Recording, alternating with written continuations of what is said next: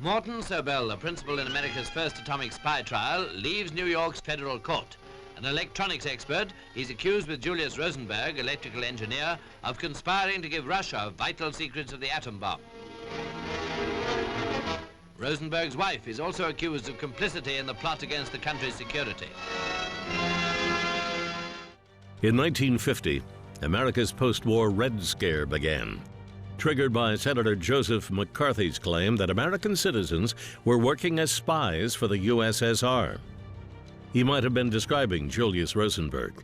So the Rosenbergs were a couple who met in New York.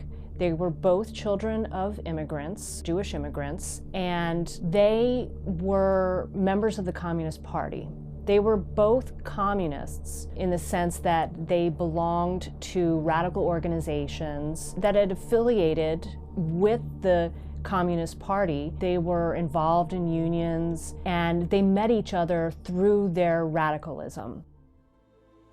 Rosenberg was an engineer with the U.S. Army Signal Corps and a member of a spy ring that included Morton Sobel and Ethel Rosenberg's brother, David Greenglass.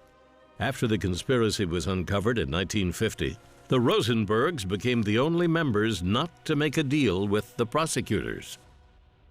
Julius Rosenberg will not give names. He maintains his innocence all along, and that of Ethel. Neither one of them will give names. The two have children. They have two sons.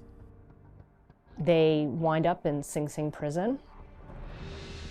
The Rosenbergs were convicted on March 29, 1951, and sentenced to death, a sentence carried out on June 19, 1953.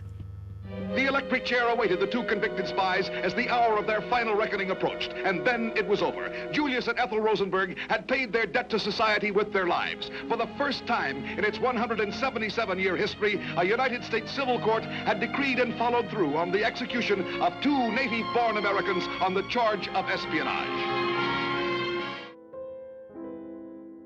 The Rosenberg sons spent decades trying to clear their parents' names, but declassified information has since confirmed that Julius Rosenberg was indeed guilty of passing on American secrets. But it's pretty clear that he was probably a small fry spy in terms of the quality of the information he was giving. There were other spies who were passing along better information from the Manhattan Project.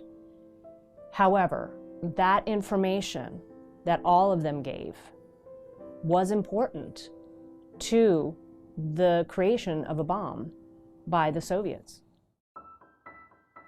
I think Ethel and Julius represent different legacies.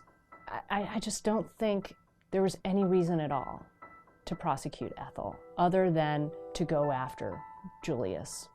That was craven. They did it because they could, because it made the national security state look strong, like they were doing something that had to be done. It's a complex legacy.